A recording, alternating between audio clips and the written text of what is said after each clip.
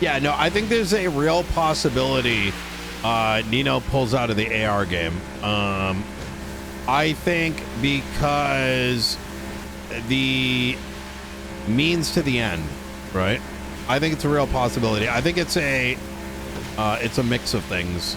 Okay, I'm gonna break it down just so you guys understand. Nino got into ARs as a consequence. Got into ARs as a consequence of hoping that those weapons would be used against the people that are, you know, like state representatives, right? Not the money, not the power, not these other things, right? And Nino's not really seeing the fruits of that labor, right? Not the money. Money doesn't matter. Power doesn't matter. The fruits of the intention, right? The thing that I'm tussling with right now is Nino got involved with guns because the chaos and the destabilization of the government sort of aligned with Nino, right? But I'd say over the past 5-6 weeks, as time has gone on, none of that has really like manifested itself. Now, that's not to say it won't eventually happen, but that was a big driving force. But with the impediments of like an increasing realization that most of these weapons are only ever going to be used for like gang shootings and shit, it sort of like removed some of the allure from it. But that was a risk that Nino was like willing to take on.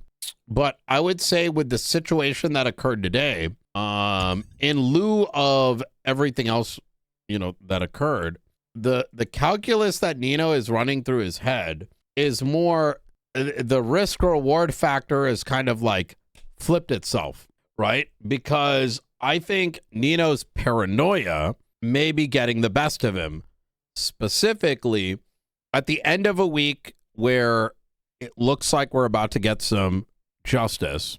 Two things happen. One is the means by which Nino was tracked. But then that is also in the back of Nino saying, now it's not, obviously Nino could be a lot more careful, right? But it's that if I'm going to be followed for this, I might be followed on a gun pickup.